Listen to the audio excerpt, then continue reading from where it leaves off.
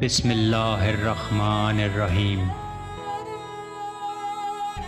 گناہگار عورتوں کی اقسام۔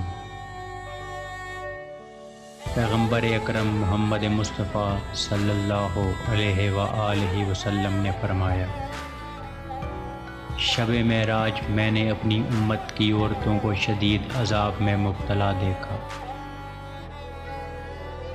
جنہیں دیکھ کر مجھے سخت تعجب ہوا اور میں نے ان کے عذاب کی شدت کی وجہ سے گریہ کیا۔ میں نے ایک عورت کو دیکھا جو اپنے بالوں سے لٹکی ہوئی تھی اور اس کا دماغ پگھل رہا تھا۔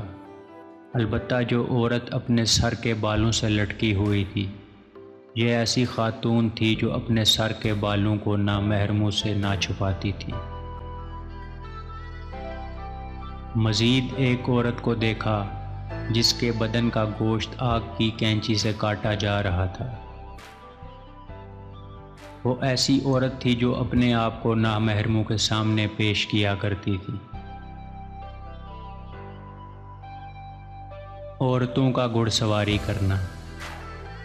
پیغمبر اکرم محمد مصطفیٰ صلی اللہ علیہ وآلہ وسلم نے آخری زمانے کی علامات کو ذکر کرتے ہوئے فرمایا، مرد عورتوں کی شکل اختیار کر لیں گے اور عورتیں مردوں کی صورت اختیار کر لیں گی اور زین پر سوار ہوں گی۔ میری امت کی ایسی عورتوں پر خداوند متعال کی لعنت ہے۔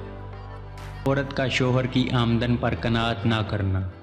پیغمبر اکرم محمد مصطفیٰ صلی اللہ علیہ وآلہ وسلم فرماتے ہیں، ایسی عورتیں جو اپنے شوہر کی معیشت سے موافق نہ ہوں اور خداوند متعال نے جو رزق اسے عطا کیا ہے اس پر راضی نہ ہوں اور اس پر صبر نہ کریں اور اپنے شوہر سے سخت برتاؤ کریں، اس کی آمدن سے بڑھ کر اس سے مطالبہ کریں، تو خداوند متعال ایسی عورتوں کی نیکیوں کو قبول نہیں فرماتا، اور جب تک یہ رویہ اپنائے رکھیں گی تو خدا اس پر اپنا عذاب نازل کرتا رہتا ہے۔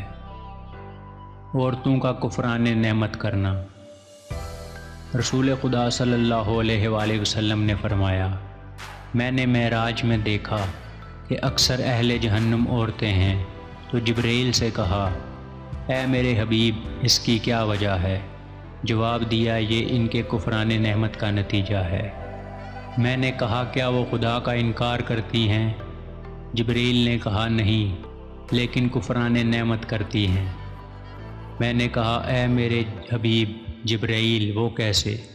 کہا، اگر ان کے شوہر پوری زندگی ان سے اچھا سلوک کرتے رہیں اور کبھی ان سے برائی بھی نہ کریں، پھر بھی یہ کہتی ہیں، ہم نے تو آج تک تم سے کوئی نیکی دیکھی ہی نہیں۔ والسلام۔